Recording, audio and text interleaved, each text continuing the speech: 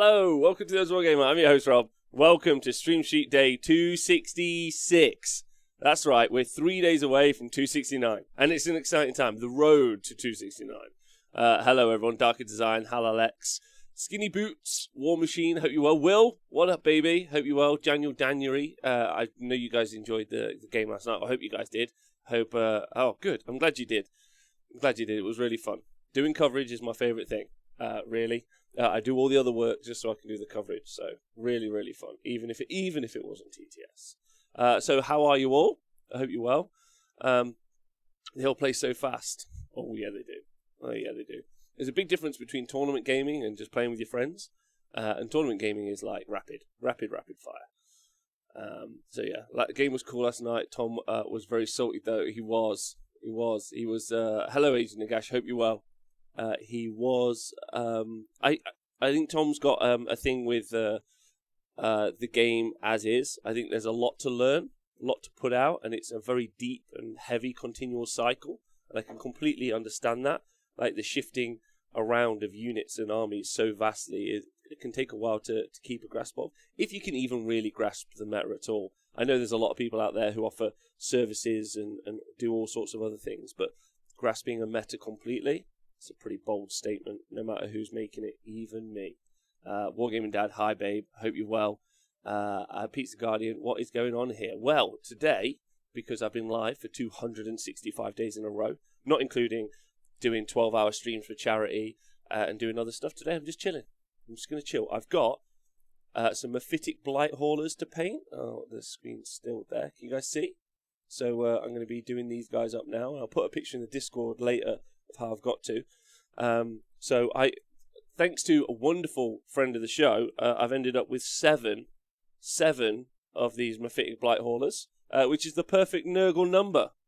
So I'm very excited about getting them painted. And it's not a particularly serious paint job either.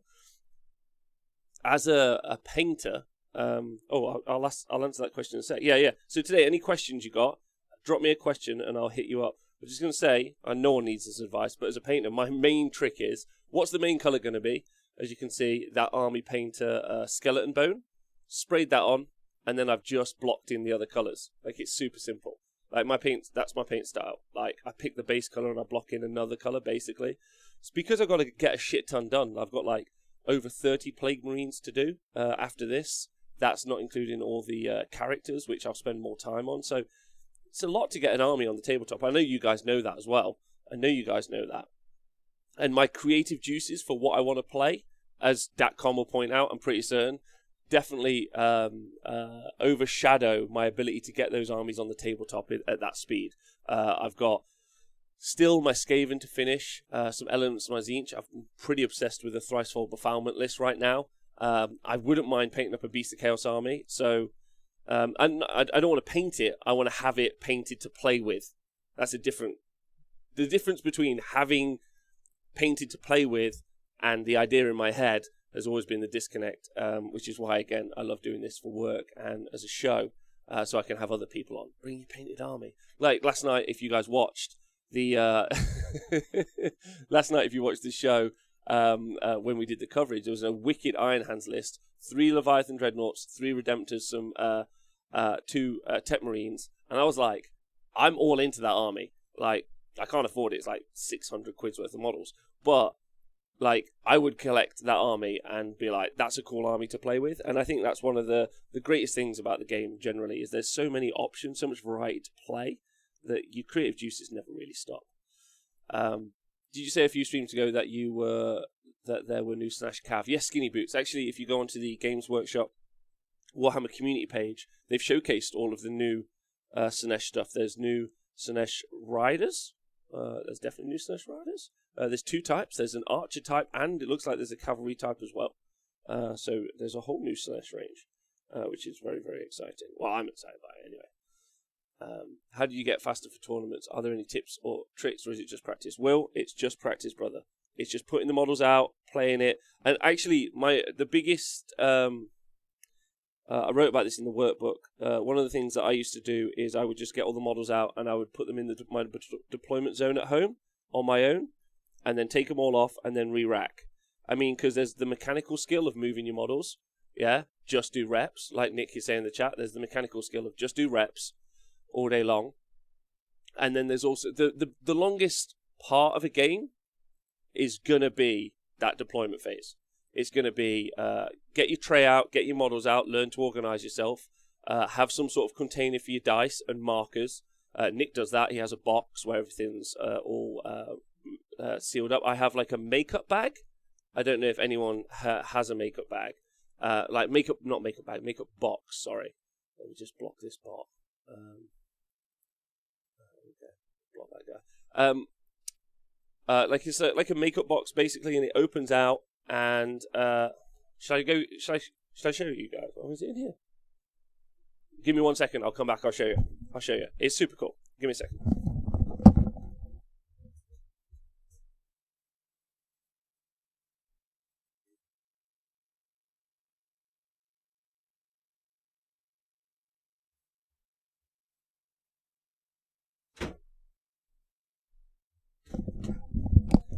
Okay, so this is what I rock. See? Super simple. I know it looks massive. But then I never have to bother with anything. Opens up, as you can see. And then you guys can see it's got all the tokens that I need in here. As well as like a bag of dice. Some aftershave, which is a big suggestion for tournaments. Bit of a spritz. You're at the tournament, people go, you smell lovely. And you're like, thanks, I really appreciate that. Nothing wrong with that. Then you got, what have I got in here? All sorts. Little like objective markers. I've got an exploding dice one, Brishammer one, League of Knights one, a bunch of dice. So I use these square red dice or blue dice from Games Workshop. You guys can see? Yeah. I use those for wound dice because they're different shape to my actual dice, which are all big. Over there. Big dice. And then I should do like an unboxing. And then I've got like some 9-inch sticks from the TSN. I've got some Element Game ones apparently. Throw them away in a minute. That's rude. Tape measures, obviously, and a spare tape measure. Always can I suggest having a spare tape measure. I've got a Sigma and Son little thing. I've got a TSN one. Wound trackers. But basically everything I use to Lumineth dice. So basically everything I used to ever play with in here. And I know that's a bit bulky, I guess. And if you're travelling around the tube, I'm sure you can make something smaller or get something smaller. But for me, it's just brilliant. And you just boom, and there you go. So really easy. There's definitely a whippy stick. Hey, Dave Dogue. You look like a boy in a toy shop. Love the box. Yeah, so I mean, that was like... So it's a makeup box. That one particularly is from Andorra. Obviously, I went for a black one because I want it to be at least cool. What dice you got, Rob? All sorts of dice. Mainly Honest Wargaming dice. But like you normally get dice and you trade up with dice from everywhere else around the world. I was quite excited about that. I do enjoy your little dice trade. Nick's got a cool one where he has a whiteboard attached to the side of his. And then he does like his notes. So he always carries like a little whiteboard around with him. But you can keep pen and paper in there as well. That's always really helpful for little elements. But I would suggest, like, at the end of the day, at the end of the day? At the end of the day, it's a physical game. So you do need tokens, markers, and all those other things. So just turn up with a set of dice is a bit cavalier. I probably could do with having an apron in there, says Hawkeye. That would be fun.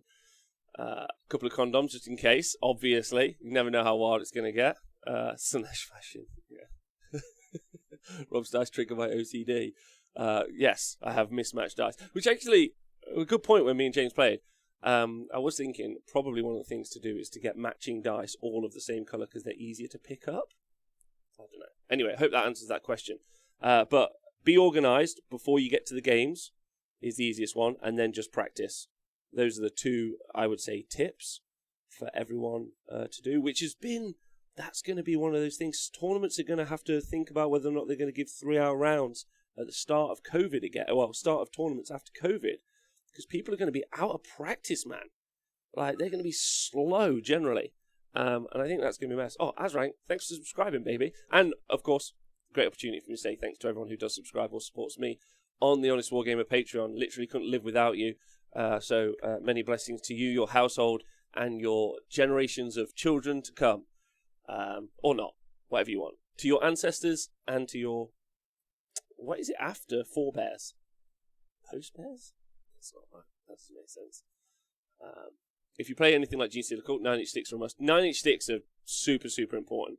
9-inch sticks are like 9-inch sticks and the little 3-inch. You can't get enough of the little 3-inch sticks / little markers. Literally can't. There's not a way you can get enough of those. So like a little box of those is super useful as well. 9-inch sticks are super useful. Where you can get them from, I mean, it really varies. So I don't really want to like big up like anything in particular. You can get them off Etsy. A guy called Pro Painted makes some. You can get them from pretty much every like store, like Game Mat EU and all those guys. They do stuff like that. I don't think anyone like Army Painter does. There's just like We Do Some. I probably should have mentioned that. We Do Some. But you get them from everywhere, basically. But they're really, really useful. You can measure yours and cut your sprues. Marcus Rock, that's a great suggestion. Can I just say? Great suggestion from Marcus Rock there. I have OCD and deliberately use mismatching dice because I know it triggers my opponents. Trigger yourself as well. Strong. Right, anyway. Any got any questions? No, I still get your support channel. Oh, thanks, Will. I appreciate that. There are some. I'm not, like, honestly, I don't think one shop does like a bundle. It would be good for new players for there to be a one-stop. This is the bundle that you need, I'd argue. Maybe that's something I'll talk to James about in the future. He's busy enough. Hey, W. Soren, hope you're well.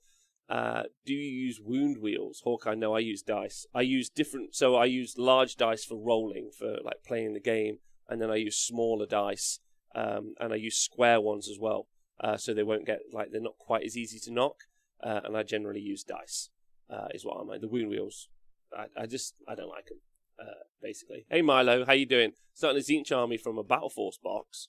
Any suggestions what to add? Is it the new Battle Force box? Well, let's go find out what's in the Battle Force box. Hold on, give me but a moment. Because that is, I don't know that off the top of my head. Zinch Battle Force. Anyone know what's in there? Chat. Battle Force, let's go. Boom. No, is this it? Oh, there it is. Okay. Okay, you got a load of acolytes and a Lord of Change. Well, so it depends on some Zangor. Depends what you want to do, bud. If you want to be competitive, you need to pick up some pink horrors and some flamers. However, there is potentially a Carrick acolyte list, but it requires you to take a lot of Carrick acolytes, like a lot. So effectively, what I'm saying is, you can take the Lord of Change out of here. You can build a change host, or you can go a bit weird and janky. You can build the Lord of Change. You've got Kairos is probably a better choice if you're not building into a change host, because he's got like lots and lots of utility. However, you can do some Carrick Acolyte spam, but it is going to require you to spend the same amount of money that you would spend on buying the Flamers and the Pink Horrors as you would spend on building into the Acolytes. And the Acolytes will only really play in one particular way, whereas if you buy the Flamers and the Horrors and Screamers, you can play them in Host Arcanum, you can play them in Duplicitous Host, so you've got a variety of ways to play them. So unfortunately, like that would be the way to play. However, Hacking 23 has got exactly the right point. We are just about to get the winter FAQ in the next 1 week to 7 months. So I'd hold off any purchases until you see the winter FAQ. Because if Flamers go up a significant amount of points, they'll still be good, but they might be like a lot less efficient effectively. So hope that helps. Effectively wait, build yourself a Kairos, get painted. That will take you a while, and then hold off, and then wait to see what the winter FAQ points come back, and then come back and we'll give you a little one. Games Workshop intern, nice to see you here. Pink Horrors points increase, check. No, Games Workshop intern, they're fine where they are. You leave them, babe. Hey, Chugabutty, how you doing? How would you go about starting a loyalist-themed Emperor's Children army? I mean, you could just do pre-heresy, but you're talking about in 40k. Also, I hope you're well, you gorgeous man. I hope you're good. Thanks, Timbox, for following us. Appreciate that. And Reef, thanks for subscribing. What's going on? It depends. Yeah, you're talking 40k or Heresy. And like Sorry Again says, that was going to be my next suggestion. You check out the Sons of the Phoenix chapter. They effectively are that ultimately. So there you go. Much love. Oh, much love to you. Oh, really nice to see you. Merry Christmas to you and yours, you gorgeous fella. Okay, good. I'm going to keep painting. I always try and paint on these streams, and I just end up like just chin wagging away. I mean, that's the point, I guess. Podcast bros, stay hydrated. I haven't done that yet today. These are my little blight haulers, by the way. I'm very happy with these guys. I paint these first. These are the things I'm most excited about painting in the army. And then after that, like, I'm not quite as keen, I would say, to paint up the 30 or so Plague Marines I'm going to have to paint up, but whatever. It'll be fine with me. I'm painting up some Mephitic Blight Haulers from the Death Guard range. I'm hoping that this entire project will be finished before Christmas Day, because that's when all of the terrain will pretty much be coming for me doing all the terrain in the venue. So started designing those boards the other day with James, which is very, very exciting. So we have I got a question for you guys. So we're doing Age of Sigmar boards, but they're also 40k compliant, so it should work for both. That's my hope, anyway. And truthfully, the reason for that is cost, because it's a significant cost, like either buying terrain or printing terrain. So doing it for the 8 tables for the T-Sports Arena is a significant amount of money we don't really have. So with 3D printing it all, which is very, very exciting. However, like, it takes a lot to like build in the dimensions. If, of course, you aren't just building ruined city. I know 40k.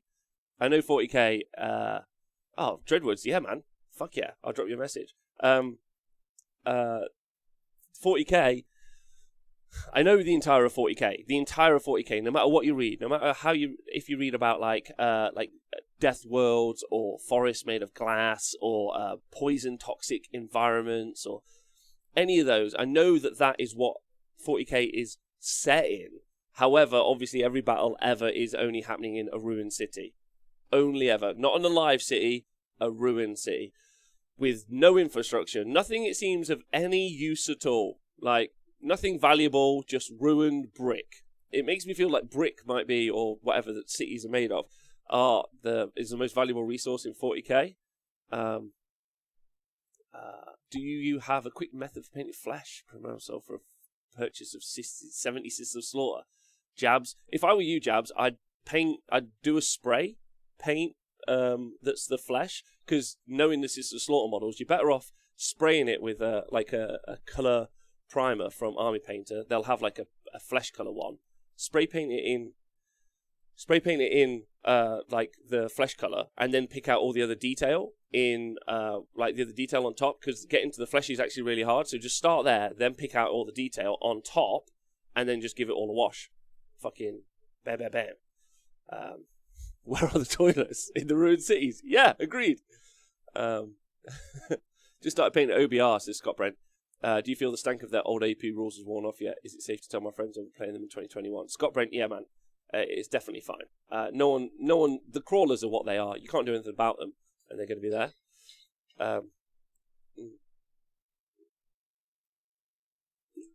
Okay. There's a question from the Pissball General. In AOS, if a unit has things like 1 in 10 can be a leader, 1 in 10 can be a mission, 1 in 10 can be a banner bearer, it doesn't state that these unit upgrades can be on the same model. Is there anything in the rules that means that this isn't possible? Example I'm thinking of is Iron Guts and having the Gutlord, the Bellower, and the Rune Bearer be as the same model for janky gamers. There's nothing in the rules, Pissball General, but just don't do it. Like, it is the simple answer. Like, I understand it, and maybe there is something in the rules somewhere, but I just don't do it. So, whatever. They can be the same model, but I wouldn't do it. So that's, anyway. I have no reasoning for that other than sounds crap. So there you go. Hey Hermanista, hope you well. Speckles, see you there, baby. Also, not taking crawlers, also good. Okay, you're even better then. You're in an even better place, Scott. You're laughing. 40k scenery board I would like to see is a wood jungle board with military outposts, tents, trenches. Oh, okay. Yeah, that sounds really fun. That sounds really fun. One of the things, if you guys haven't been on it, one of the things I've been looking at for 40k, obviously, is using the WTC terrain maps. and they have some very specific dimensions, both in height, width, and length. So trying to design something that works in that as well, and also because, as we saw from the game last night, the guys from the WTC, specifically Ishik, who's done that terrain, and I've talked about this so much on the show the past few months, but honestly, it's so important. Like, has designed the map so the units work better. Like, I can't talk about it enough. Like, units, like me, I've played a couple of games here where we just picked up random terrain, me and Nick, and we just had everything obscuring. But actually, the infantry really struggled because it wasn't breachable. Whereas, if some of those elements had been breachable bits of terrain, then they would have been able to like hug behind it and then run into the other side of it, which would have been super cool and really, really useful for your infantry. So lifting up infantry in the game, I think, is one of those things that 40k is always really needed. And I think those terrain maps do a really good job of it. Are they perfect? No. Are they brilliant? Yes. Like, should we continue to use them and then build terrain to match them for tournaments? 100%. Super involved with that. So, Rob just sent you an unsolicited git pic. I hope you enjoy. I don't think we should make a joke out of sending unsolicited git pics, but I really want to, Diadrin. I really, really, really want to. Do you accept donations for printed terrain, Hawkeye? Yeah? Hells yeah. Drop me a message. Like, hell yeah. Anything I can... Alright, I'm not beyond saying it. If anyone's got any terrain that they don't want, or anything that they want to throw the Honest Wargamers way for our venue and arena, I'll take it. Whatever it is. Be it a half fucked up realm gate, some like a little bit of pipes you bought one time for a project, anything. Drop me a message on the Honest Wargamer Twitter or my Twitter or whatever, or a Discord. Drop me a message and I'll take it, because terrain's a lot of money. Like, fuck. I feel sorry for those like large events who have to do a shit ton. But you can see why the ticket price is so high, right? Because they have to like recoup the loss of all of that. Can I build it, use stuff, and ship it to you? Yes, that's absolutely fine. I would also accept that. I would accept any terrain, unless it's obviously a terrain made completely of penises, in which case, please send that to my house.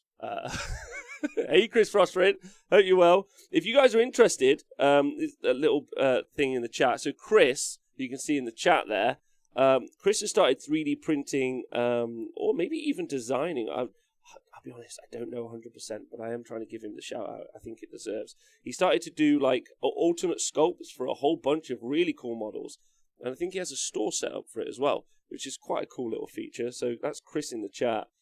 He might be able to drop his like store or something in there for you guys to go check out. There was a very cool looking Harlequin model in there for Harlequin fans, which I liked. So it's worth looking out. Yeah, Chris, you can just drop it in the chat, man. I'm super cool with that. Like, it looked really, really cool. And Chris is a really lovely fella. Like, you'll only get a professional kind of service from him, I imagine. Not that I've dealt with him. So, Chris, if you end up being a shitheel, yeah, I'm going to say it. What made you want to paint Beast of Chaos? I've wanted to paint Beast of Chaos for a long time. They're just super, super cool models. I think the real problem with Beast of Chaos is that there's just too many models to paint. Like, that has to start. Like, has anyone in the chat had an army they've wanted to paint, but the number of models required to paint it has been an obstacle? I do wonder. I wonder. Just sent you a model holder. Oh, okay. Nice work, Chris Froston. Yeah. Chris is a lovely fella. Very tall, though. Like, I'm not saying he's too tall, but close. I'm just going to say close. Dennerve, I'm slowly getting through the slog of Orc Boys. Oh my god, Dennerve. How would you feel if new Orc Boys were coming out? Shit. Drama. Drama in the works. Yeah, for sure. Both Gits and Death. Yeah, Milk, like, I'm with you. Like, I would love to do a Nighthaunt army, but then also... Nah. And I know if Speckles is in the chat, he did his with an airbrush, and he said it was super quick and easy to do, and his looked wonderful. And I know you can do a good job on them. It's just... No. Like, I would want to, though. I would want to. Skaven and Gene Stealer Colts. Oh, no. That's so many models. Gene Stealer Colts, especially because the models are beautiful. They're really well put together. I bet 300 militia cultists for 30k, which totals 750 points.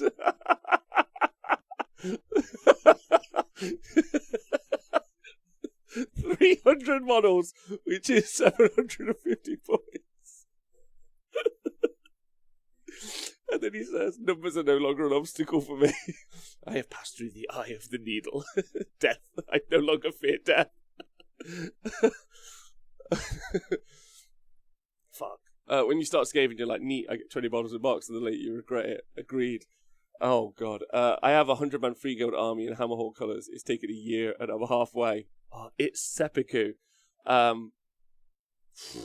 Yes, I understand that. Because there are also intricate models as well. I'd say all my armies are a lot and daunting me to paint. Freaks and Geeks. Yeah, same, buddy. I mean, even the thought of 30 Death Guard shouldn't really scare me, because I'll do 30. Like, I did 60 rats during lockdown as well for my Skaven. But like the Death Guard, you have to do a nicer job on it, I guess, which is weird. I love Horde armies, but I struggle going through them. I have been taking a break after painting 120 goats, and I know I am halfway through. All right, Jaconda, I get that. I completely understand that. Do you do like a palette cleanser? Like, do you paint up a single model, like to make yourself feel better about it, and then get back to it? Painting a huge Nagash counts at the moment. Yeah, Nagash is daunting. If you had to delete an entire range from AOS, both AOS and 40k, what ones? Oh, no. AOS and 40k? 40k Eldar. Not even a question. Eldar all day. I delete every Eldar. And any elf. Anything with a pointy ear. Out. And then Age of Sigmar. I delete anything.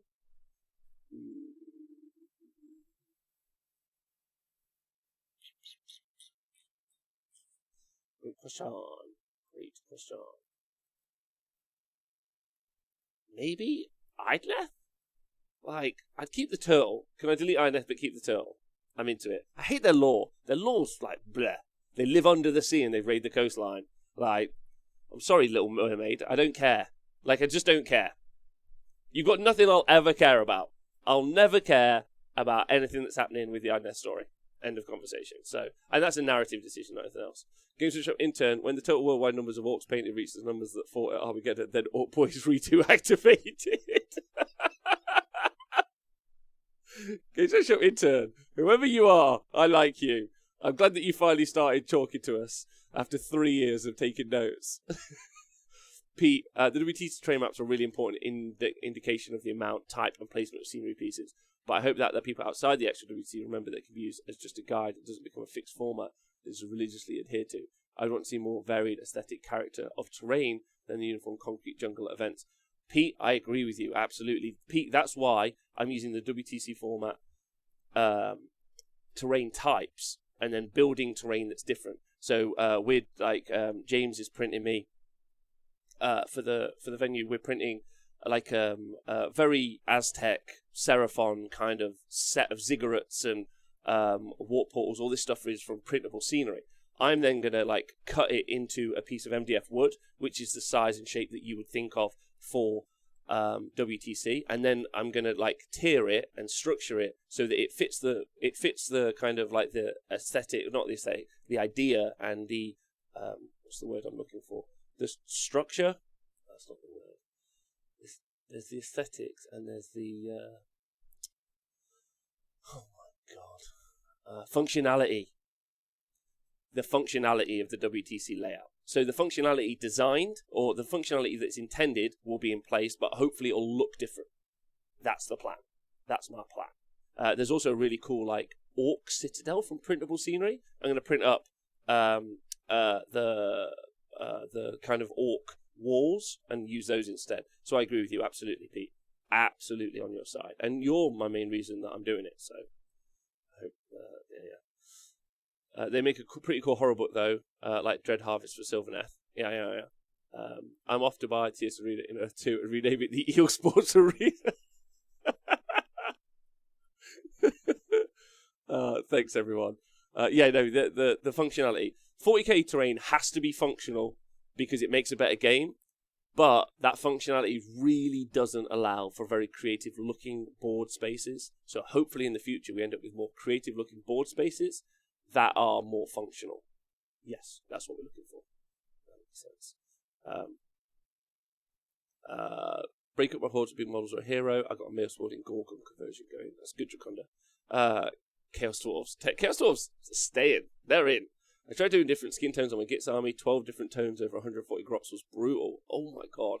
I only finished the cloth on 45 and shelved them. It's draining. Man, that must have taken ages. That must have taken ages. Fuck that. All day.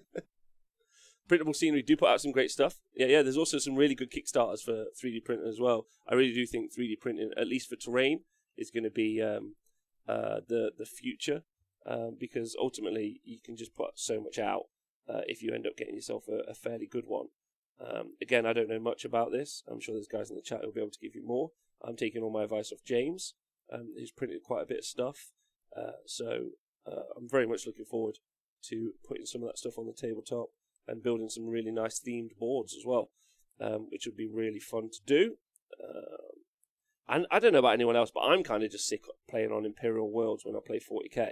And I also feel like Age of Sigmar has got so much more creativity you can apply, because terrain rules aren't quite as important. The terrain layout isn't quite as important, like, at all. So, you like, designing some really nice themed Age of Sigmar boards could just be so much fun. But obviously making sure they're still functional.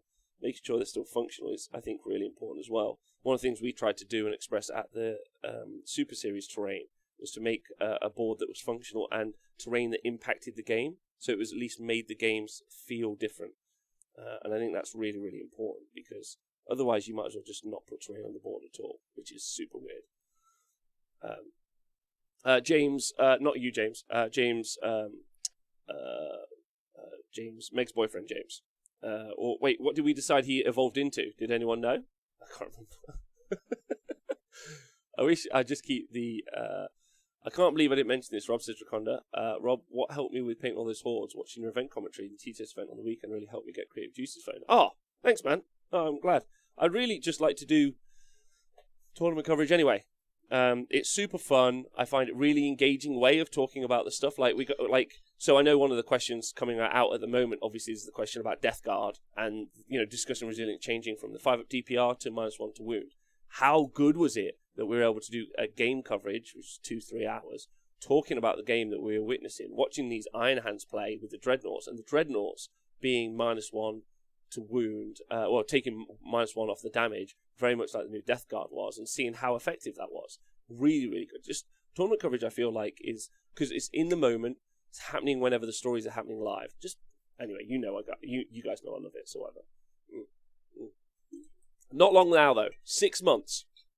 I reckon 6 months and we'll be up and running. Not it might be less, but I feel like I can guarantee 6 months, and that's thrilling. That's thrilling. Yeah, well done to the community. We're all doing it. And I hope to see you guys coming out of that 6-month lockdown with a whole bunch of models painted up, a whole bunch of armies ready to rock. Very excited to see you guys. It's going to be really fun. Have you ever looked at a single Games Workshop artwork and tried to design a list around it? No, but I collected a faction because of one model that I saw in White Dwarf, which was a Riser. It wasn't even like the main story. It was a Riser painted Mechanicum Tech Priest, and because of that, I started collecting Mechanicum, and then I painted them Riser coloured. So, not because of an artwork, but because of a single model. I've definitely done that. That's definitely cool. Proper missed tournaments too. I've been practicing being on my feet all day using standing desk now. Me too, bud. Yeah, that's good. I hope that's helping out. I know you're a big fitness guy, so I'm glad that I've been doing that as well. Commentating from a standing up desk is so much better. So much better. We're doing that in the future all the time. I'm going to miss these daily streams so much. Well, we're definitely hitting the year mark. So we're definitely going till March. And then I might just do the Monday through to Friday and just reclaim my Saturday, Sundays, potentially. So don't think that they're necessarily going away, because they've been as important to me as I hope that they've been to you guys as well. It's been really, really important to me to be able to come talk to you guys. even today, the fact that you all tune in and I'm just sat here painting and having a yammer is super, super cool. I don't feel really very worthy sometimes of that, but it's nice that you guys want to turn up and just hang out. So I love it. So thank you. So it's as valuable to me as it is to you guys. I want you to know that. So thank you for coming. and turn it up. And if you don't, and if you're one of the podcasters who listen, or the YouTubers who watch it back, I still appreciate you guys as well. So they're not necessarily going to go away, is what I'm saying. Are you painting? I am. I've done 2. How dare you, gentlemen? How dare you? Look, 2 are done. 2 are done. Right? Looking pretty good so far? Yeah? I've still got loads of detail to put on, but not bad. Not bad. I'm pretty excited by these guys. Do you want to see a finished version? Hold on 1 moment. Okay. This is my finished version. You guys should be able to see now. Okay. So I've used some streaking grime on him to try and make him a bit more grosser. And then I've tried to use some typhus corrosion. I don't know if I liked it though. I've used it on my plague surgeon sword. I don't know if you guys can see that. Can you see it? Is it going to focus? Probably not. So yeah, not too bad. Not too bad, but we'll see. I was trying to think about what Age of Sigmar army to do next year, and what I'd want to play. I've got my Tzeentch, and I really, really want to play that some more. But then beyond that, probably Slaves to Darkness. It's just so exciting, Slaves to Darkness at the moment. That's the only thing I can think. Has the stream streak made you a better commentator? I hope it has. I hope I've improved in my commentary as well. I've become more self-aware. Tried to stop being such a mouthy twat. And listen to other people. Maybe you guys would be able to tell me if that's true or not. I'm not sure. I'd like to think that practice is going to make commentating better and better all the time. So the more we practice commentating, which is why we did a game last night, and why the arena is so important to us as a project, because we'll be able to hold tournaments all the time, and then we'll be able to practice commentating all the time. And we're just going to get better at that, like you guys, and like all of us will get better at playing any game. The more you do it, the better we should get at it. So I'm really hoping, when there are major events, and people that don't listen to the show all the time anyway, when we come and do some big style coverage, so let's say Bobo's on again, or the LGT, or WTC, or pick a thing, Capital City Bloodbath, like a big event that we're at. And people who don't normally listen to the show tune in, they think, oh wow, this is really good and super professional. And also there's about 100, 200 kind of absolute lunatics in the chat who keep saying to eat jam sandwiches and fuck you buddy. At that point, I'll probably make you all moderators in the chat. Which will be a fun time for all of us, I think. We'll have buzzwords of jam sandwiches, everyone, and they'll be like, oh my god, riot! I'm going to try streaking grime out this weekend. Stu Flynn, good. Typhus corrosion needs riser dust dry brush as step 2 process, in my opinion. Typhus corrosion needs a riser dust dry brush step 2 process, in my opinion. Okay, Gorkamore, thank you. I'm going to go look up that and try and add that in. You should do a Slaves to Darkness. You should totally 3D print your head for the general. What? Generic man head, which is what my head is. Oh dear.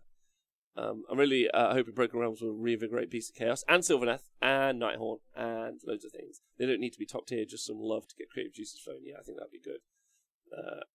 Have you considered a jam themed army? No. I have not considered a jam themed army. But there was once a guy who made his entire army out of marshmallows, right? That was a thing. I saw someone do one time, which was super weird. Question to everyone in the Twitch chat. For your first event, let's say there are events next year and you feel comfortable going to them, not putting pressure on anyone, what army are you most excited about taking? Or is it really going to depend on where the game's at then, what armies are playing, or have you guys got something that you have lined up to physically play with? Your face with a Chaos Dwarf hat. Chaos Dwarfs just look like me. That's why I like him so much. Have I finished my Archeon yet? My Archeon has been finished, but it was never done by me. It was always a joke. My friend Tom, who is an absolutely phenomenal painter, artist, graphic designer, theologian, dog groomer, but terrible talker, has done painting up my Archeon, and it's beyond good, basically. So I don't have any pictures to show you, but I might do. The real problem is am I ever going to get back off him? I'm not sure. White Scars, full army, all painted and based. Can't wait. Oh, great work, Chuckleboy. And they're one of the most competitive armies in 40k at the moment. So we expect you to do really well. Hope you've been practicing. Get good. I think it's the right one. Glog's Mega Bob if I can. I think my first event will be a small friends get together and playing through the rest of Blackstone Fortress. That's nice. That's really nice. Those models are amazing as well. Who doesn't love Blackstone? I remember, easy choice for me since I stick to my one faction, Skaven and Admech, but with new painted up stuff. Awesome. Awesome, awesome. You do know, though, it's going to die first turn if it's new painted. That's how it works. That's the science. You know, anything that's been freshly painted or built dies first game or in the first tournament. So you can't take a new army to a tournament and win. It's not how it works, basically. So remember that. Christmas question. Woohoo! What are your favourite Xmas sweets and cookies? Fudge. Fudge. I'll pack fudge in my mouth all day. Like, I love fudge. Fudge, fudge, fudge, fudge. Fudge, fudge, fudge, fudge, fudge, fudge, fudge. Have you ever been to the Christmas market and there's like the really shit fudge, but it's like in giant boxes, and they're like, "All right, love, get £30 of fudge for £2." And you're like, "I'm in." And you get a bag of fudge this big, yeah, and it's like £4, and you go home and you eat all the fudge, and then you have diabetes. That's me. Don't have diabetes yet, but fudge is the answer. If I help someone out. I really don't want to get stuck into Daughters of Cain after playing Idoneth Deacon since they dropped. I really want to. Looking to push myself more on the competitive scene. Okay, Jabs. Good luck, baby. Those Sisters of Slaughter, if that's what you're playing in, they're going to be really good. They're really, really good. My 10th game ever will be with a Despoilers Saves Darkness list with a normal team of Prince and Be'lakor. To be sorry, you really go to the deep end there. That's good.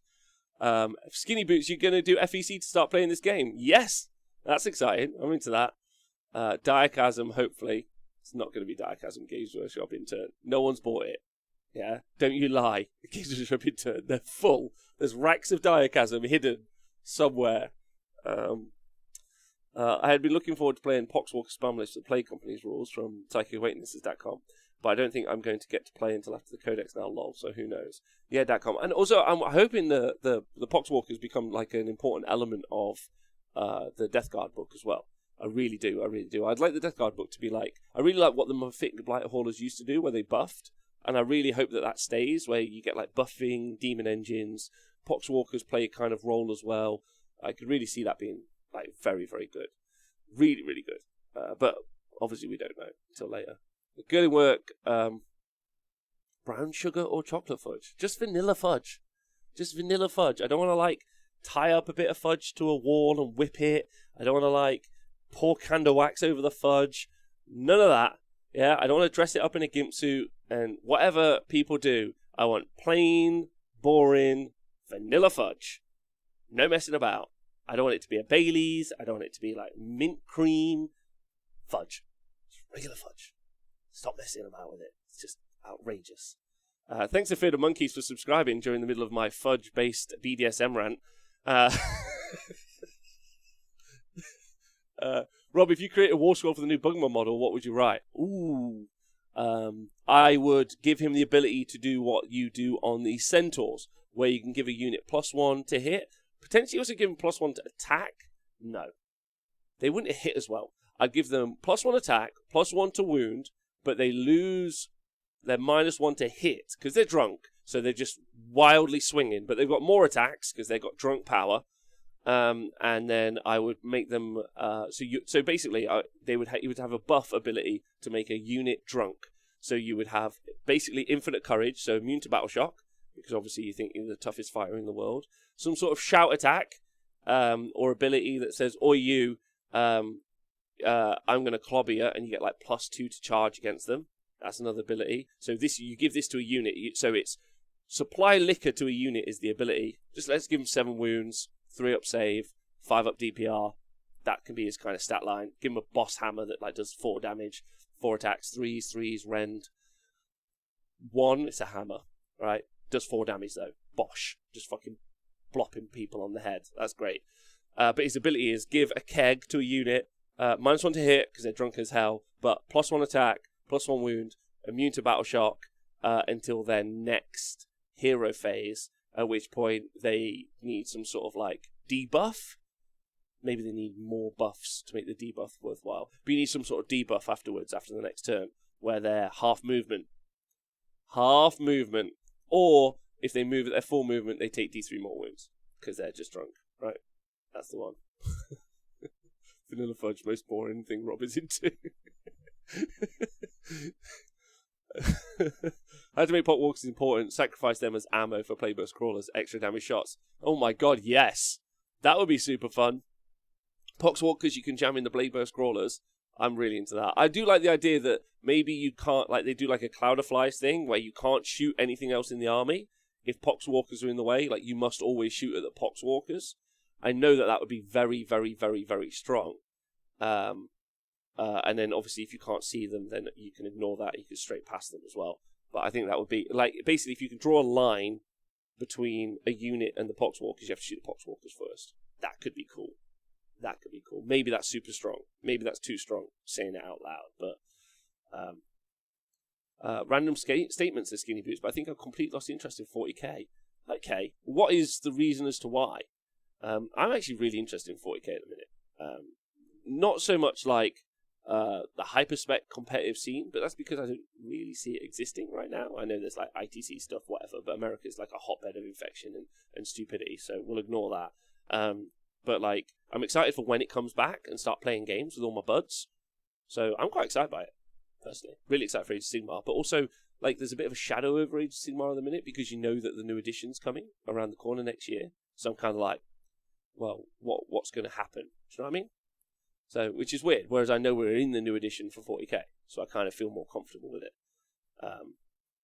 Rob the Savant drop here, just drop in a narrative war scroll. It's also a powerful war scroll. How dare you, Tristan? Yeah. Nathan would play with that war scroll, I would like you to know. He'd play with that war scroll all day. Have you ever seen the Darktide trailer from last night? Yes, I have. I have. So Darktide is the people that made Vermintide, right? And they have got a new trailer out for the new kind of like 40k version where you can play an Ogrin. So I'm quite excited about that. But I'm gonna break Cabbage's heart now and say this: as much as the world is beautiful for Vermintide, and it looks like it's also beautiful for Darktide, I do find just the endless hordes of stuff you just kind of smash a bit rubbish. I'm not really into it. Like, you know, just surrounded by dudes, you just keep hammering them all day. Just, it feels a bit, I don't know. I didn't like it overly. Like, I didn't think it was the most fun mechanics in the world. It felt like, you felt like a god, which was cool. So anyway. But I guess I'm not that interested. I think the biggest news that's come out today, and I'm sorry it's not Warhammer related, is obviously Always Sunny in Philadelphia has been renewed for 4 more seasons, taking it up to a total of 18 seasons, which is possibly one of the most exciting things for me, because I'm into 5 mil! 4 more years! 4 more years! So I'm really excited about that, personally. That's again, but I'm not too bothered about the 40k game, if I'm honest, Colonel Cabbage, just because I didn't like the game mechanics. Looks cool, though. Looks really, really cool, is all I'm going to say. The thinking the Steam as compared to Vermintide. I love painting Imperial Guard tanks, lol. Okay. What are you guys talking about? I'm not interested in 40k because of the scoring rules and having to buy 3 to 4 books to play your army. Well, the 3 to 4 books that you can defeat by just going on Warhammedia, so like there's that, which is good. And then the scoring rules I love. Like, the scoring rules are what make me love 40k now. Like, I'm so into them. Like, yesterday was so much more fun. So much more fun to commentate on the game yesterday versus old ITC 40k. It was so much more interesting. That fight between a unit of Scarabs and that one little Marine was very, very, very important. Where the whole metagame was going to go with the end-of-game scoring with the secondaries was super fun. Like, I loved it. Like, I really do think it's a much, much better game. I won't stop talking about how I think it's loads better. It's not as 1 and 0. It's not so like black and white as to the results. And I like it a lot. Really, really like it. I think it's really good. There's a super fun metagame to new 40k as well, which I think is really exciting. That's emerging, especially with the Death Guard, which I think the Death Guard release is actually a hype positive for the metagame, because you almost have to guarantee that you're going to play Marines. Knowing that you're definitely going to play Marines means you spec your army to have some damage to weapons knocking around. That's super important. So you can punch through those intercessors, punch through whatever you might be facing against those two wound Primaris, because they're super strong. And then you come up against Death Guard, and they're like, lol jokes, you're only doing the 1 damage. And so that thing that you spec'd into, or that you can guarantee is going to be at tournaments, has now got a counter in the meta, and that's super fun. That's super fun. I also feel like that would be fun for team games as well.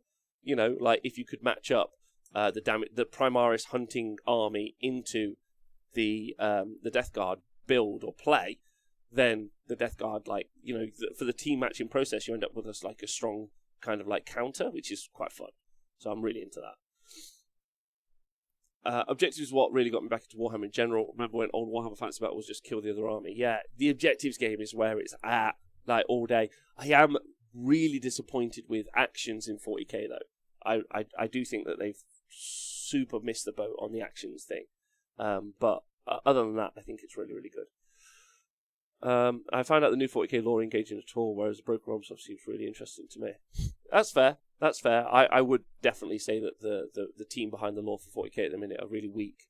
We're probably going to be in a weak stage of lore production for a long time. I mean, there's still the stuff coming out of Black Library, but I got no faith in the 40k lore team who are doing that are part of the Codex team, basically, which are separate from obviously Black Library guys. Tell you what, you have to stay hydrated, eh? Super important. Right. It's getting towards that time, but I might just hang around because I think, yeah, we can. Okay, all right, I've got some time. So I was meant to be having a meeting, but my meeting's been postponed. So we're hanging out for longer, if you guys are all right with that. It's pretty chill for me. Just going to keep painting. And if you guys want to ask me any questions, feel free.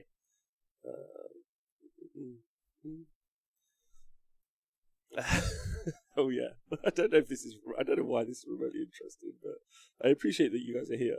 I really, really do. That is another. There you go, another Blight Hauler down of the 6 to go.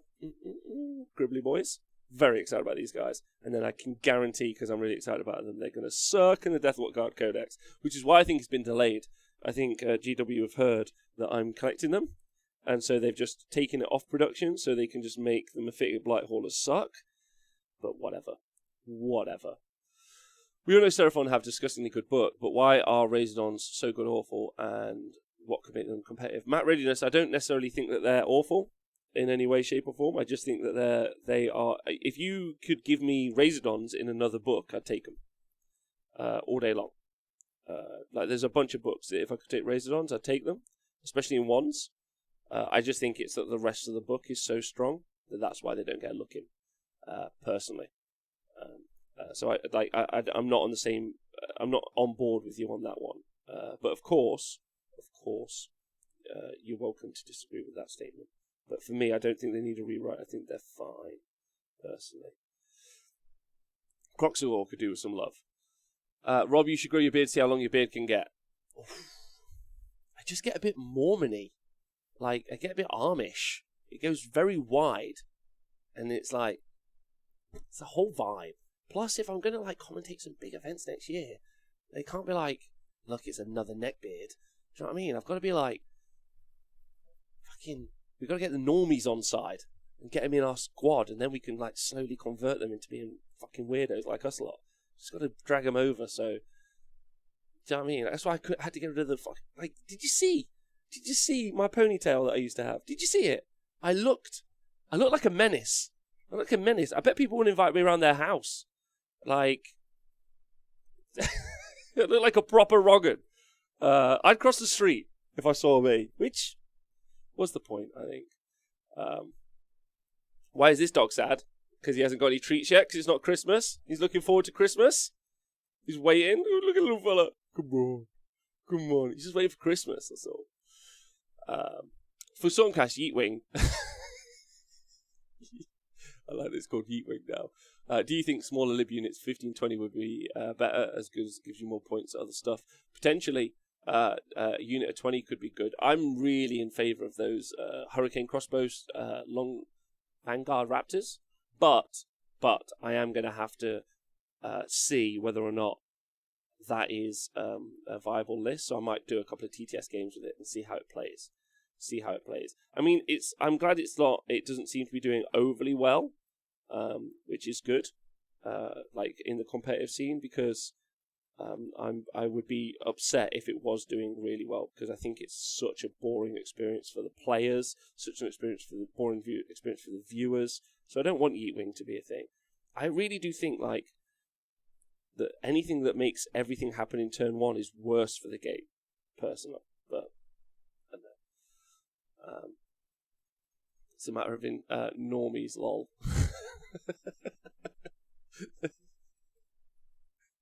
Do you know what? Someone the other day was talking to me and was saying, talking about like Warhammer people, and I was like, you're not going to find a more talkative group of people. These are people who are willing and ready at the drop of a hat to spend 3 hours talking to a complete stranger.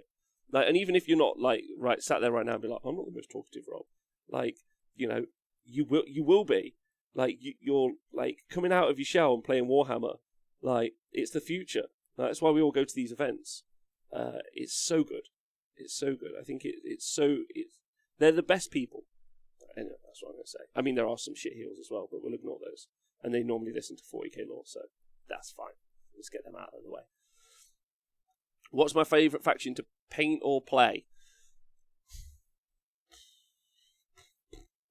My favourite faction to play is my Chaos Dwarves, I guess, still, for Age of Sigmar. I've always liked Seraphon, but I don't want to say that now because they're so terrible. It's such a terrible experience for everyone. But I have always liked the Seraphon as well. I really enjoy my Chaos Dwarves. So I'm just going to say my Chaos Dwarves to date. And then, oh no, my favourite faction to paint and play all in one, which will really fuck you up, is my 30k Horus Heresy Adeptus Mechanicus.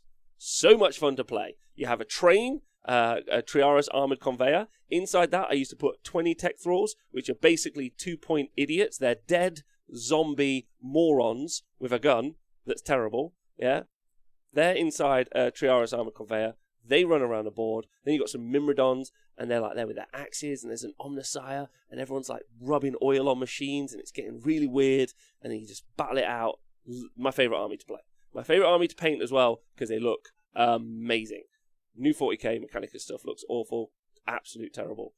Old 40k stuff, 30k Heresy stuff. The bee's knees, the dog's bananas, the full load. That's my favourite.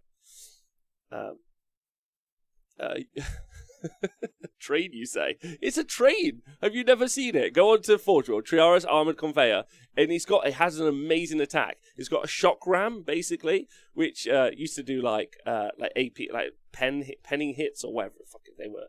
Yeah, and you would just like rum in, and then I used to whenever I played at Heresy events, I would always, there'd always be loads of knights, and I would always just be trying to chew into some knights and kill them. It was so much fun, so much fun. Love it. Love.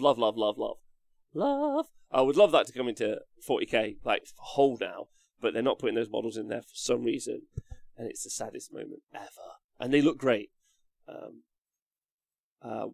GC the Court models are beautiful to play. Used to be GC the Court, but Iron Hands now, don't crucify me. January, I'm with you. I had a whole start of 8th edition. I've said this before on the show loads of times. I played 12, 14 games with my GC the Courts, which I had a huge army for, and I cried because it was so bad, and I just flogged it for like some insane low money at the time, which was super sad. But GC the Courts are the one. Like, just some miners from Sheffield in the 40k world, just like drilling stuff. You know, one of them turns off a bike, throws some grenades. They're just like, they're the best. They're super cool. But I can't be asked to build or paint them now.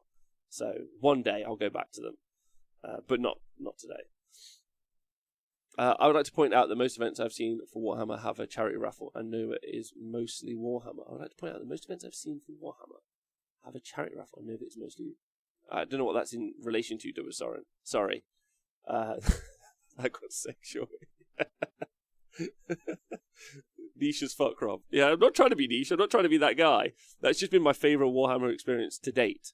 I really, really enjoyed those models. I love the lore as well. I love the Adeptus Mechanicus lore. If you haven't read Mechanicum from Black Library for the Horus Heresy, I would suggest you read it. Super cool book. You can get it on Audible and all those other sites. I'm sure you can probably also find it in the Freeverse.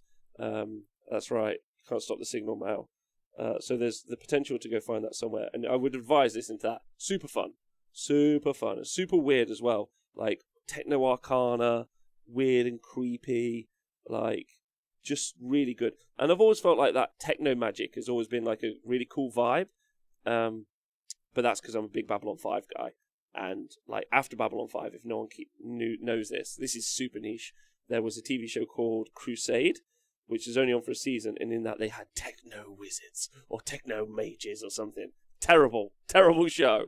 Terrible show, but I always thought that was super cool. That is just how awesome the community is. Oh, okay, W. Soren. So what you're saying is yes, just because there is whenever there's events, we also end up with charity stuff. Yeah, because it's a super, super lovely community. Someone loses their army, people normally chip in money. People got a dog that's dying, like Nate did, they throw some money in. Like, everyone's just really great. It's just a great community. And I agree with you, W. Soren. Absolutely. Favourite AOS lore/book?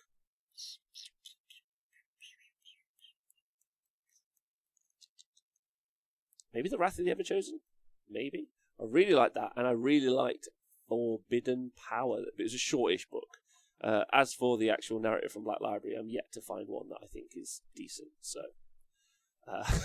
not to be rude. I could get past the 5th series of Babylon 5. There isn't a 5th one. There isn't a 6th season, is there? There's only 5 seasons, Stu. Technomancers. My faction can brag that we are the few that beat the Ultramarines in the lore. Okay, well that's good. But you should collect and play Rage Gauge and get out of the lore bubble's really fun. But you should get into playing some games and tournaments and meeting people. Really, really fun. I really want Games Workshop to consider base size when they do points. I also feel like Games Workshop are afraid to make more elite units cheaper in points than powerful lighter because stronger units are thematically stronger. For example, Skinks and Saurus, Ungor and Gore. Yeah, that makes loads of sense as well. Base sizing is very, very important. But it's quite an interesting one when you're talking about the design space for those models, is because if they sell X number of Saurus Knights or Saurus or a box of Saurus, probably to each guy they could Saurus is a bad example. Let's talk Skinks. To each player, you might sell maybe 8 boxes of Skinks. Maybe. You're definitely going to sell. Okay, that's 8 might be over the top. You might sell like 4 to 6 boxes of Skinks. Whereas Bastillodons, so big monsters, you probably are only ever going to sell 2. You might sell 3 or 4 if someone's being a bit wild. But you can, like Carnosaurs, you're going to sell 1, ultimately. You're only ever going to sell a Croak, not 2. A Astroloth Bannerbearer, not more. So those bigger models, they generally tend to lose money, or not lose money because they still make shit tons of money. But I do think that they're going to move towards more medium volume units, like we've seen coming out of the Indomitus box, right? Where you end up with one unit of 3 dudes, another unit of 3 dudes. I think that's going to be a more common thing in the future because they've realised that they can get people to buy multiples of these boxes. And those single, like Archeon still being great, Tekla still being great. I don't imagine they'll have sold as many Archeons as they've ever sold Chaos Knights or whatever. And I know there's a big markup on them all, but anyway. I really want Games Workshop to... okay. Yeah, I just hope I get paints, tools, and all miniatures for Christmas. Go on, you got that. I refuse to buy any resin minis, says Luke. Oh, yeah, what, from Games Workshop? That's fine. That makes sense. It's completely okay. What did someone say that they were looking at some? Why is Photo website asking if I'm a robot now? Stu, I know he did that to me too. And now I'm trying to see AdMech, so that would make sense that I'm a robot. What does that mean for Guard, Orcs, and Tyranids then? You could just end up with more elite Guard, right? So you could have the concept of you could have the concept. You could have guard who are more like specialized and like better, but like what's it going to mean for boys? Are we going to see like horde orc boys? So we saw Necrons come out, loads of Necrons. Have we seen like a horde army come out? Not really. We saw Genestealer cults earlier in the year. What is the last time we've seen like a horde-ish style model come out for 40k at least? So for Age of Sigmar, we've had Gargants recently. So those are new sculpts. We've seen elite elves coming. KO is elite. I wonder what it is. Necron Warriors is the closest. Yeah, I think Necron Warriors is the closest that I can think of that's like more hoardy.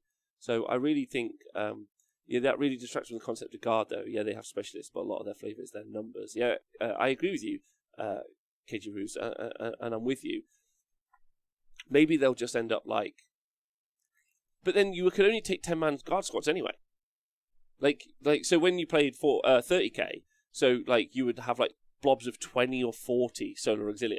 Yeah, then it felt like... But like, when has a guard army genuinely felt like a guard army? Like, who's playing? I haven't seen people often playing 200 infantrymen. Like, I haven't seen that. Like, yeah, I've seen like a mortar squad, or maybe 2 or 3 mortar squads, which is cool. Like, that still fits in that kind of design parameter, I think. But like, when have you seen like loads? Conscripts was a thing, but did you see loads of conscripts much after 8? Like, I'm not sure. Maybe.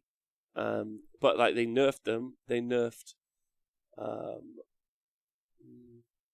I'm not sure, to be honest. I do feel like they're moving away from it. Like, and it does make me question what they're going to do with some of the ranges. Like Tyranids, they could just have less of the small fellas, and they can have the more kind of hive guard, kind of medium tier dudes, and some big gribbly monsters. So they can do that. Orcs, it's always about the boys, but like they put out a lot of like, it's described as the green tide, but they could put a lot of vehicles out. I don't know. Yeah. If Necron Warriors are hoardy, 30 not enough. 30's pretty good. Like 30, like, but I think what people are talking more like the 100, 200 range of miniatures. In the Scottish DTS League, there's a list with 5 times 30 blobs of Demonette. So yeah, like I'm not saying that you can't build those lists, but what Games Workshop have produced recently, as in kits, they haven't really produced horde-esque kits, I don't think. We'll see what happens with the Slanesh release, because some of those like light cav, if they're cheap enough, maybe you could take a lot of them.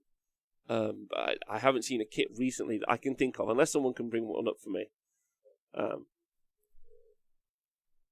2 wound racks, there you go, that would be fun.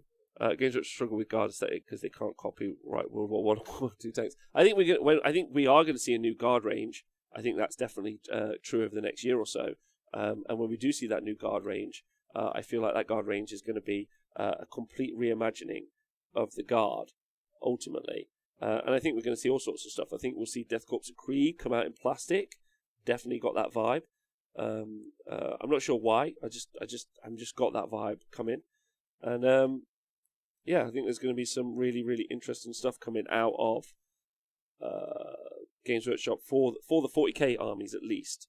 For Games Workshop, there's always interesting stuff coming out. So the whole new Slanesh range looks sweet as. I'm not sure I would collect it, but it looks really good. I guess I'm just waiting for plastic Chaos Storms. I'm like, what army do I collect? And I'm really just holding off until more Chaos Storms come out. That's my one. And they're going to come out because Games Workshop love cow-based armies. So I've got nothing but hope. Nothing but hope for myself there. Horde armies are a tough selling point for many people. We all have been taken about the struggle of collecting paint and hordes. It might just be easy for Games Workshop to sell small units. I agree with that. Grinaldi, are you more of a rules as written guy or a rules as intended guy when it comes to tournament play? I am a rules as written guy. Rules as intended is a murky water that doesn't make any sense. And if something is super janky because of rules as written, then the TO should just do something about it. Rules as intended are people just deciding they want to decide something. So I'm not into that at all. Dude, I want Chaos Wolves 2. One day we'll get it. 2 wound Bestigor. Oh, 2 wound Bestigor. They definitely need 2 wounds, right? They're big. They're chonky. They're so chonky. Plus, might as well give Minotaurs 1 extra wound as well. Some new Human Cities troops, says Gimme. Yeah. How do you guys all feel? This is my question. How do you guys all feel about the change from 25mm to 28mm? Do you feel it's some like surreptitious Games Workshop ploy to make you have to buy at least new bases? Or do you think it's just genuinely like 25mm is too small to put their upscaled miniatures? Because it is true, almost all of the miniatures are getting generally upscaled, right? They're a bit bigger than they once were. So do you want, like, are you happy with the new 28mm bases?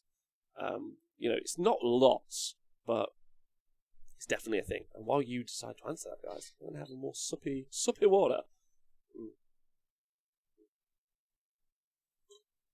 Yeah, because I think we're basically going to be done with 25mm. I think if we come back to this conversation in 5 years, it'll just be anything that was 25mm will go on to 28s. Yeah, much prefer 28s. Okay. If we get a new guard, it's probably certain that they'll be bigger. I agree with that, Stu Flynn. Bulgors, 3+ to hit. Yeah, they definitely should have that. I'm glad they're slightly pushing the overall scale of the games up. I would agree. I think that makes sense. Which means the terrain needs to scale up as well. Again, talking about 40k terrain. 9 inches for obscure terrain. Pretty high. Like, really high. Like, we generally have small terrain kits. Games Workshop themselves make very small terrain kits. Like, they're not a high profile at all. Very short. Which is really telling for its impact in games of 40k. I don't want to rebase my recently rebased old Hammer Dwarves again. So Grinaldi, I don't think you're going to have to rebase them. I think it's just going to be the newer kits. As they release newer kits, they're going to switch up to 28s. So I don't think that they'll put like Dispossessed on to a new base size just because. I think the only reason I think any of it's going to happen is because I think that what they're looking to do is give themselves more design space to put models on. And that is the one time I will agree with them doing it. I think the upscaling does look nice. And when I do look at older Marines now versus baby Marines, I'm like, oh lol, you guys are hilarious. And I'm sure you guys have been into it for a long time. I've got that nostalgia factor. But for me, I'm like, nah. Like, the new ones look cool. So I'm in. People would riot if they rebase again. Yeah, I agree. They should never do it. They should never do that. They shouldn't. And I think that they got lucky with Age of Sigmar, and I think they know that, and I think they're never going to fuck it up again, personally. Can you imagine rebasing 120 Horma guns? I can't. Apart from I had to rebase 90 Orc Boys recently. So, not recently. I did actually. I did it this summer. I took them from 25s over onto 32s. And that took a while. But that's what Millie puts for, baby. Just Millie put every base, and then you get loads of bases. Even though you love Taurus Heresy. Yeah, I love the Heresy, but like I wouldn't mind like them The Heresy was about the setting, and I loved the miniatures, don't get me wrong, but I moved away from collecting the Marines and collected the Solar Auxilia and the Mechanicum stuff, because it was just super cool and unique. And who doesn't want to be a special snowflake in a game of creativity and special snowflakes? So it was fun being the Mechanicum guy or the Solar Auxilia guy at a tournament. It was super cool. People was like, dude, that's so awesome. And be like, I know, I love your Terminators and your Primarch and your Spartan. Which is what it was every time. Every fucking time. Oh, Spartan. So interesting. Yeah. Forge World in the bin. No, Tom. No, Tom. Not the models. The new mechanical models are poop. Poop.com. Okay? They look so lame. Come on. They've taken what it was a beautiful model range coming out of Forge World, and they've pooped all over them with these gross, although I'm really into the basic Rangers and Scutario. The Scutari can stay. Everything else can go in the bin. Maybe the horse dog monsters they can keep. They can stay. And the chicken riders with the legs, they can stay. Everyone else, in the bin. They go into the sea. Mechanicum in 30k were broken as hell. I'm sure it was fun being the Mechanicum player. Pete, it was fun being the Mechanicum player. Thank you very much. Yeah, I loved it. It's Gritty Hugh. I was the night guy. Yeah, that was one of the worst experiences to me. Collecting loads of nights and thinking it's fun to play, and everyone at the tournament hating you. Wow, new experience for me. Forge World might be going to the bin as a whole, with games that haven't expanded the facilities over last year. I really don't see that being the case, Kejiroos. I think they're going to stay for a long time. So I think that's going to be good. I do like Solar Auxilia are the best Tempest eye kits. They're beautiful models. Very beautiful models. They also make really good like Astra Militarum, like infantry squads. So they're super fun. I really like them. Yeah. I think I start to lose steam. When you solo chat, you start to lose steam after an hour, maybe? I'm not sure. It's been an hour and a half. How do the pro painters do it? They just have music on, don't they? It's like, can we paint? That's so fucking rude. That's not what I mean. It's not what I mean at all. Yeah, they talk much less. It's probably better. It's probably better that they talk less. They go slower with the chat too. Okay. I like the chat. The chat's fun for me. Because it's basically just, I get to have a chat with a load of really fun dudes all in a quick go. So, I'm pro it. I really enjoyed commentating last night again. I really loved getting back into it. I can't wait to do more. I can't wait to open up the venue and do some commentating.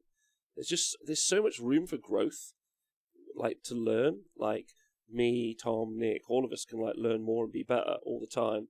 Although, obviously, Nick and Tom are basically perfect and flawless. But at least me, I can learn to be loads better. And then I think that there's, like, a really fun future where we just commentate games. Because I really do think that that's, like, it's really vivid, right? It's really alive. I don't know, I really like it, personally. Like, I'm really into it. I don't know about you guys. Did you guys find last night long, or would it be a case of you'd only tune in for matches that you enjoy or want to see, or what's the situation?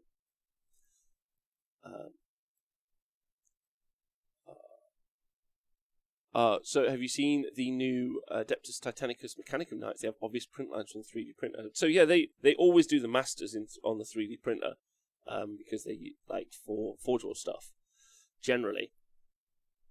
So yeah, but I didn't know that you could see them.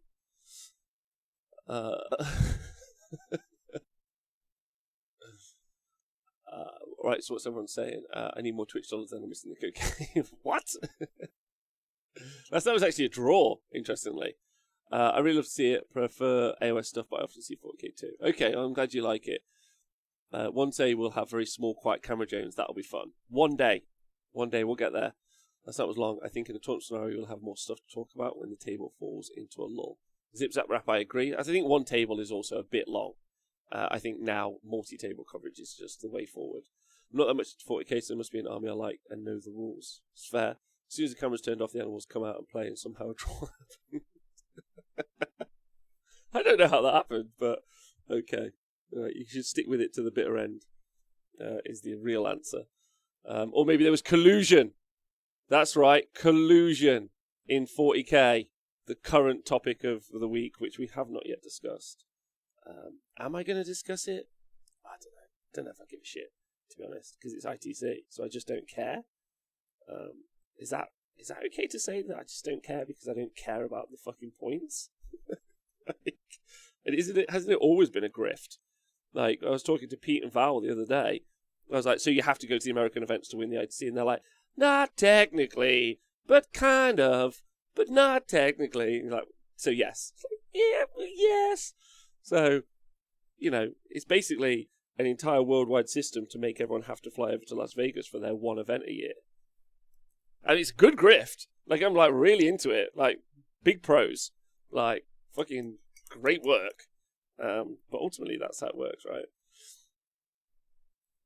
I would like your take on the people connected to Games Workshop playtesting being engaged in this. Okay, I'll do it as simple as I've ever been able to say it, which I've said it time and time again. The playtest team should not be amateurs. And I don't mean these people are amateur playtesters. They're all wonderful people trying hard for the community. I'm just going to put that as a statement and keep it as it was. They should have playtesters who they pay money, big cash money. They make so much fucking money now. Games Workshop are minted as shit. They could get 10 of the best players in the world. They could give them wicked contracts. They could pay them to travel around the world and play games and play in the studio and report back the information. They could do a whole team. That's what they should do. and anything that they don't do, and what they do right now, where they muddy the waters, where they just have influencers and shills and this other process, it just creates bad community feelings. It's terrible for the game. It means that there's all sorts of like collusionary tactics and effects that occur. Like, that's terrible. So ultimately, no matter who has done anything wrong recently or not done something wrong recently, whatever, I really do think that all of the buck should stop at Games Workshop's front door. They're making millions of pounds and using people's free labour to generate more money for themselves. And then, when they can't be asked for something, like we saw with the maps, suggested new tournament size, Frontline come out and say, this is the tournament size we're using, some other event organisers. Then Games Workshop put up a community article that day, and we're like, hey, we haven't said you have to, it's just suggested, do what you want, don't listen to us, whatever. Like, they threw them under the bus. They're a terrible company who make a great game that I really love. So, fuck them forever. But yeah, like, they're the problem. Like, you know, we give them our money, they should do a better job. Everyone else, we don't give them their money, so they can just do what the fuck they want, like, in my opinion. Like, you know, and if they dick around, then they've dicked around, right? And just don't listen to those people or care what they say. It's as simple as that. Integrity doesn't cost much. Anyway, that's good. Wrong show for you, buddy. What does that mean? Rob, why do you think it's okay to constantly politically snipe people here and there in your show? Legend of Crustacea, I honestly don't know what the fuck you're talking about, bud. I think the only thing I've ever talked about, ever, is that racism is bad, misogyny is bad, and that's pretty much it. Don't be a fascist, and you probably won't be offended by what I say. If you are offended by what I say, probably a fascist. It's real simple, baby. It's real simple. I mean, Games Workshop are worth $4.49 billion. See? Shouldn't they just pay the people, right? They should just pay the people. Although, like, look what just happened with, like, the most hyped game of history. Like, the most hyped game ever has been, Cyberpunk's been put back time and time again. It said it's going to have this, what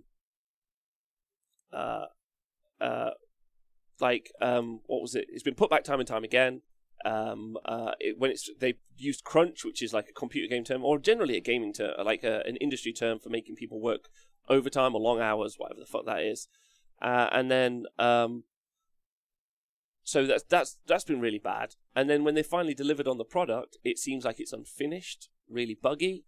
It doesn't work particularly well on loads of platforms. The general consensus is it's not overly good. Like it's not that it's not overly good. Sorry, I'm not saying it's not overly good, but it's like it's not a finished product. So you're talking about like a massive billion-dollar company. So maybe just the game industry needs to like grow up. I'm not really sure, right? So, I don't know if there's an answer necessarily. At the end of the day, everyone's just children pretending to be adults doing their jobs, right? I am. You are. Like, that's the way the world is. So 69 viewers, nice. Cyberpunk is so disappointing. I didn't even pay attention to the stupid hype either. Like, I would have liked it. I'm a big fan of Keanu Reeves. I don't know if it is disappointing or isn't disappointing. I haven't played it, so I can't give you any like feedback. The only game I played, I played 2 games this year, 3. I played Baldur's Gate, which was brilliant, loved it, totally worth it. I played, what else? Did I play? I played Final Fantasy Remake, which was brilliant, and I loved that as well. I loved that for some nostalgia vibes. Like, big into that. I wouldn't say it was brilliant. It was good, though. I enjoyed it. And then I played The Last of Us, which probably... I said The Last of Us 1 was the best game maybe I'd ever played. And I'd argue that The Last of Us 2 is probably the best, if not the best game I've ever played. And it won Game of the Year this year. Like, it's one of the best games I've ever played. Ever. Like, ever. So good. So outrageously good. So, I've also played Age of Sigmar. Yeah. And 40k. So, I've also done those as well. But for computer games, yeah, Last of Us is the best game probably I've ever played. It's brilliant. For a variety of reasons. But mainly because of how it makes you feel as a gamer or as the person, which is like a new medium. I'm going to go on my soapbox about the game for a second. one of the things I love about computer games is you're in control. I think it's one of the things that people probably like about playing like RPGs and probably like about playing Warhammer themselves. You're in control. Like you have some agency. Yeah. Like, so you're in control. Like, you're the player. Yeah. Like, I imagine that's why people like World of Warcraft and all those other games and MMOs. I play World of Warcraft. I play Guild Wars 2, like a bunch of MMOs. You're like, it's you. It's your avatar, right? And so when you play a computer game, you have agency. What I loved about The Last of Us 2 is you switch agency halfway through the game, not to ruin anything. And then what you end up doing is you have two, there's a moment basically where those two conflicting agencies, like you are kind of two people at once. There's something goes on there, and then you're conflicted, and it's brilliant because you don't want to, like, you give up, or you don't want to use the one thing that you're given as a player, which is the agency to play. You're like, I don't want to be a part of it. Well, that's how I felt anyway. I was like, I don't want to be a part of this. This isn't right. This isn't what I want. And so what the game did, through great story, is it made me as an actor, like, I liked it. It's really, really good, is all I got to say. Anyway, that's not Warhammer related, but if you ever get the chance to play it, I'd play it the whole way through, and you'll have a great time. And I hope you see what I mean. So, Rob, I made a mistake. I bought Techless, and my missus can't tell the difference on my spending with small models, but I think I fucked it with Flabby Pants and advice. Rob, I made a mistake. I bought Techless. My missus can't tell the difference on my spending with small models, but I think I fucked it with the Flabby Pants. Any advice? I would take her out for a meal. You can't do that because of lockdown. So why not just find out something that she enjoys? Give her some attention for the day. Like, be a good person. Listen to her thoughts and feelings. One of the things I've learned recently with people of all sexes is to give answers less and listen more. So when someone tells you something, I always used to give advice. I'd be like, why don't you do this? And now I just go, how does that make you feel? And they love hearing that. People fucking love hearing that question, it turns out. Someone's like, my leg's broken. Yeah. They don't really want you to say, I'll fix your leg. They want you to be like, how does that make you feel? And then they're like, it really hurts. And they fucking love it. Doesn't seem helpful. I feel like fixing the leg would be more helpful, but that's a 2020 Rob learning there. So, hey Rob, do you think Harkon is any good? I'm just browsing eBay for Dark Elves and the Corsairs, but they are kind of shit. How can you make them work? Do you think Harkon is any good? I don't think it's that good, buddy. Lex Prescador. So it's that simple. I think they're okay. You could take some Dark Shards, and a Spellcaster and reduce the save, but personally I don't think it does anything better than that. Like, they're not like competing at the top end, if that's what you want. If you don't want that, you just want something that's kind of fun, take some Dark Shards. There's Battalion, it's okay. That's it, if that helps you. When do you think Winter Points will land? I think January.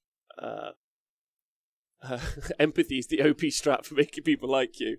It's true. It's really true. Jesus Christ, Rob, that'll make them more suspicious. You'll share this.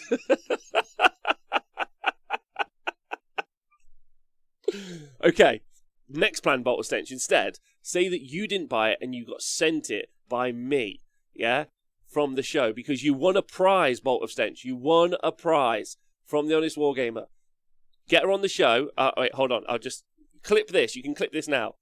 Congratulations, Bolt of Stench, on winning, obviously, the Techless model. I can't believe you won it. I'm so happy for you. So now if you just clip that, yeah, and show her, there we go. I would, as a service, if anyone wants this service doing, please let me know. £50 a video. I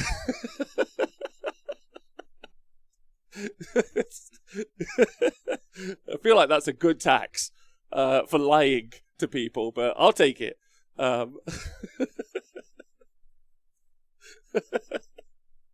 Anyway, I gotta go. It's late. Anyway, I didn't manage to paint very much, but I enjoyed talking to you guys, which was wonderful. I will see you guys tomorrow for the rest of the stream streak. Let me just tell you guys something. It is the 11th today. So let me just double check my calendar to make sure I've got this right, because this is going to be important. So the 14th, which is a Monday. So Monday is day 269. Day 269. We know that's an important day in the Honest Wargamer numerology system that we all love. Yeah, that's an important day. 269. It will be. This is vital as the 369, right? Anyway, you guys have been wonderful. Thanks to everyone on Patreon who helps create the show. Thanks to everyone who joins us live. Thanks to everyone on the podcast. Just look after yourselves. Stay healthy. I hope you have a great Christmas. And yeah, I'll see you tomorrow. Fuck you, buddies. Have a great day.